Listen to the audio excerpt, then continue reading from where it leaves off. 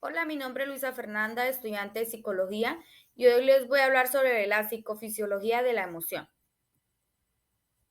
Psicofisiología de las emociones. Las emociones son resultantes de la actividad del sistema nervioso. Las emociones son necesarias para la supervivencia. Cuando el sistema nervioso se siente que el enemigo es demasiado peligroso, sustituye la rabia por el miedo para que el individuo pueda lograr el escape. Cuando las emociones que se presentan son de gran intensidad, la actividad primordialmente del sistema simpático que produce cambios emocionales, como el aumento del ritmo cardíaco, la presión arterial, la sudoración, además que se estimula la glándula suprarrenal, que se encarga de liberar la hormona adrenalina. Bases fisiológicas. Estructuras cerebrales responsables del proceso de la emoción. Estructuras cerebrales como la corteza cerebral puede ser capaz de ejercer una gran influencia inhibitoria de las reacciones fisiológicas. El sistema límbico cumple con la función de regular en compañía del neurocórtex, lo cual explica que tengamos un control de nuestras emociones.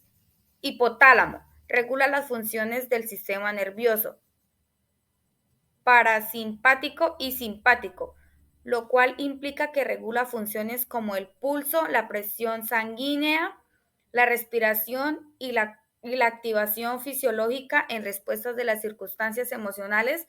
Del hipotálamo subyace la glándula hipófisis.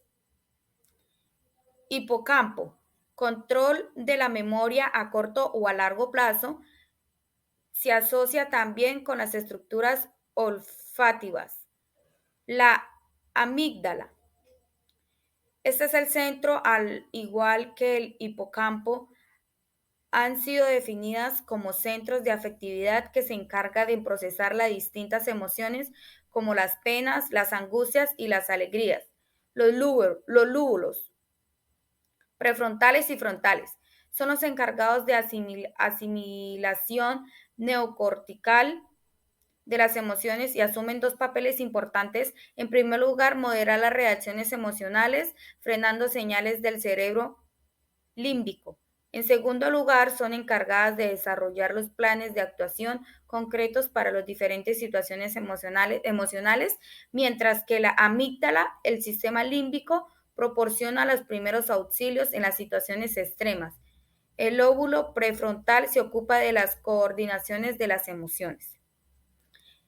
Entonces, las emociones se tratan de fenómenos complejos capaces de abarcar diferentes niveles de análisis.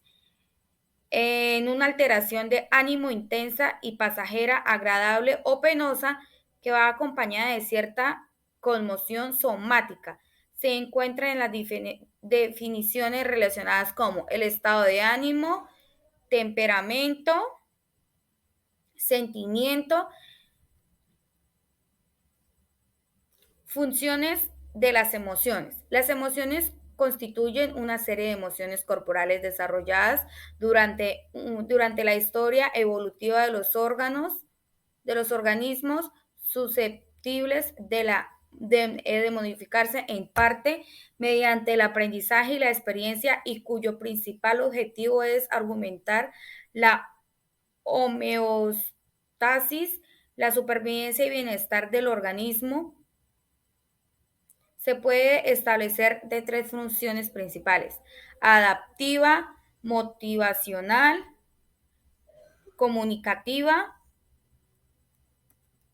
Componentes de las emociones. Las emociones son estados complejos del organismo, respuestas globales en las que intervienen distintos componentes fisiológicos, cognitivos, conductuales.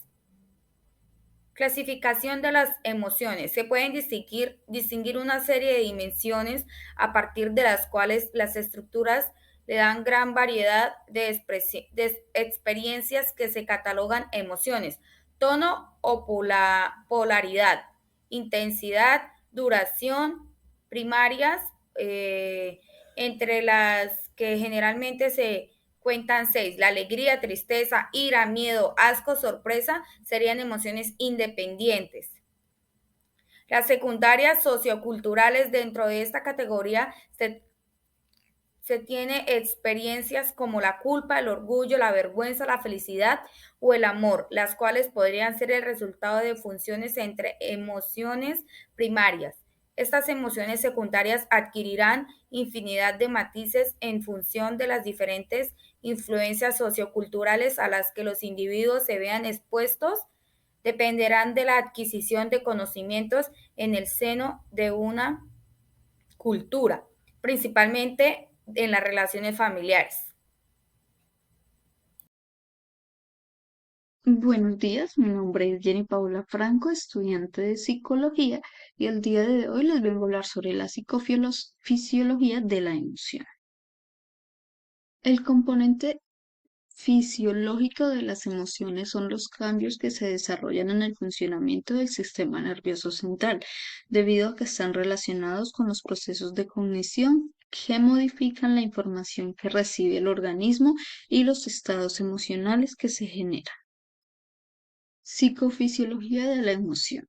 La psicofisiología se encarga de explorar cómo se manifiestan las emociones a nivel corporal.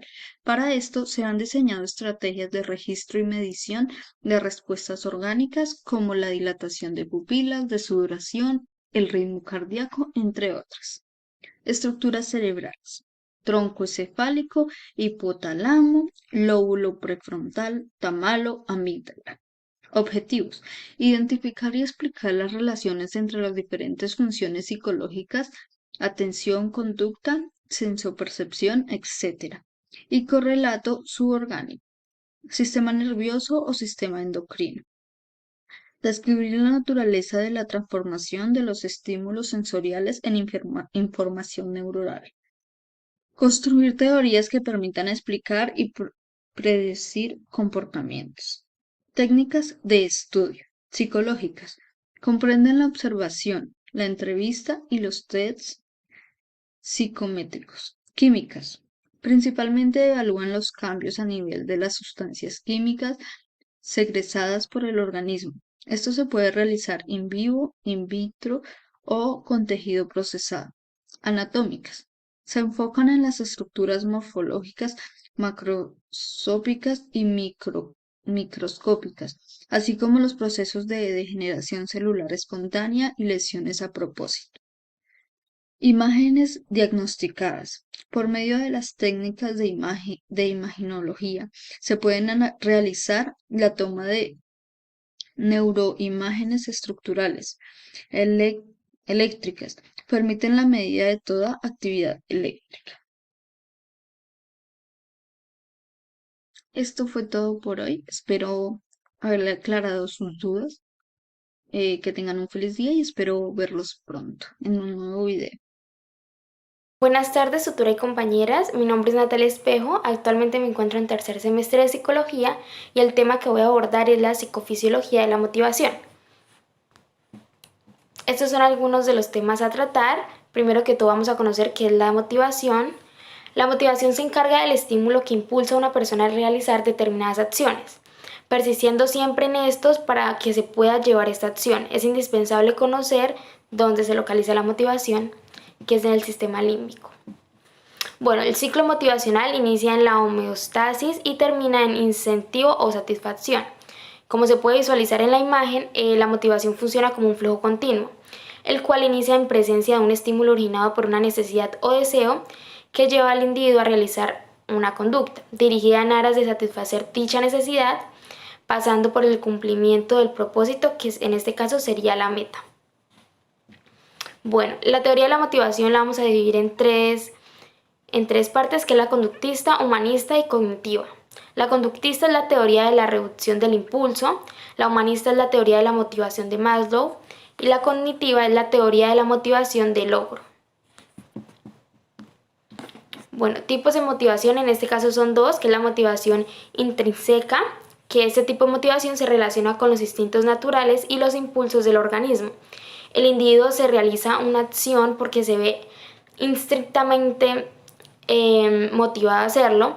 La actividad lleva su propio premio y el individuo toma un interés genuino a realizarla debido a que genera un placer en su ejecución. Y luego está la motivación extrínseca, que ese tipo de motivación, el placer no conlleva placer por parte del individuo. De hecho, no se relaciona con la tarea en sí, sino que la actividad se lleva a cabo con el fin de obtener metas o alguna recompensa externa. Bueno, bases fisiológicas de la motivación. La motivación se ubica fisiológicamente en el sistema límbico encargado de la motivación y la emoción. Se caracteriza por estar formado de estructuras cerebrales que gestionan respuestas fisiológicas ante estímulos emocionales. Este está relacionado principalmente con la atención, la memoria, instintos sexuales, motivación y emociones. El sistema límbico. Las funciones del sistema límbico son las siguientes. Interviene en la conducta instintiva de conservación individual y de la especie, huida y búsqueda de alimentos. Regula el carácter, condiciona la actividad social del individuo permitiéndole la adecuación a la realidad y al momento que vive. Modula las funciones viscerales y endocrinas del organismo, participa en el control de vigilia y el sueño y forma parte del proceso de excitación y atención. Bueno, la intervención del sistema nervioso en la motivación está el hipotálamo, que regula el SNA, influyendo de ese modo en reacciones. Desempeña un papel central en la homeostasis, permitiendo mantener el interés de los estímulos. El tálamo recibe entrada de todos los sentidos salvo el olfato, realiza análisis y transmite la información a otras partes del cerebro. El sistema límbico, que interviene en conductas motivadas como alimentarse, escapar, luchar y sexualidad. Y la corteza cerebral, responsable de la capacidad de razonar y plantear al recibir estímulos que impulsan a la ejecución de una conducta. Finalmente, con la explicación de este tema, quiero dejar una frase de un autor muy importante que habló sobre la motivación y dijo que la motivación tiene estrecha relación con la manera en que se activa, mantiene, dirige, interrumpe y es llevada a cabo una conducta. Dicho esto, la motivación tiene que ver con el porqué de la conducta. Muchas gracias. Muy buenas tardes, mi nombre es Ángela Tatiana Daza, estudiante de la Universidad Nacional Abierta de Distancia UNA para el programa de Psicología. El día de hoy les estaré presentando la psicofisiología del sueño. ¿Qué es el sueño? Es un proceso psicofisiológico caracterizado conductualmente en el ser humano por la disminución de la conciencia y la reactividad a los estímulos externos. Se trata de procesos fácilmente reversibles a diferencia de otros estados patológicos, como el estupor y el coma. Se asocia a la inmovilidad y a la relajación muscular. Suele presentarse con una periodicidad circadiana diariamente. Existen dos principales fases del sueño. Entre ellas está la fase REM. El sueño REM representa el 25% del ciclo del sueño y ocurre por primera vez entre los 70 y 90 minutos después de dormirse. Dado que los ciclos del sueño se repiten, se entra en el sueño REM varias veces durante la noche. El siguiente es la fase no REM. Considerada como la etapa tranquila o de descanso, durante estas etapas del sueño se caracteriza por no tener movimientos oculares rápidos, no REM. La persona queda dormida y pasa de un sueño ligero a un sueño profundo. La fase REM. Se observan movimientos rápidos en los ojos y en los pequeños músculos faciales. También es característico el incremento e irregularidad en impulso, respiración y presión sanguínea. En la fase no REM se subdivide en 4 fases que se caracterizan por un estado de vigilia con un voltaje bajo, con amplitudes menores de 50 microvoltios y frecuencia superior a los 12 ciclos por segundo. Acá tenemos explicadas las fases del sueño. En la fase 1, que entre la fase 1 a la fase 4 son no REM y la fase 5 es REM, está el adormecimiento, la fase 2 sueño ligero, la fase 3 transición hacia el sueño profundo, la fase 4 sueño delta, la fase 5 como tal es la fase REM del sueño. En la regulación global del sueño participan 3 subsistemas anatómicos funcionales. Uno es un sistema homeostático, que es una regulación de la relación, la cantidad, la profundidad del sueño. En este sistema se ha involucrado especialmente la área preóptica del hipotálamo. El siguiente es un sistema responsable de la alternancia cíclica entre el sueño REM y el no REM. Ocurre en cada episodio de sueño en el que se ha involucrado primordialmente el tallo cerebral rostral. Y por último tenemos a un sistema circadiano. En este se regula el momento en el que ocurre el sueño y el estado de alerta, en el cual se ha involucrado el hipotálamo anterior. Muchas gracias por su atención.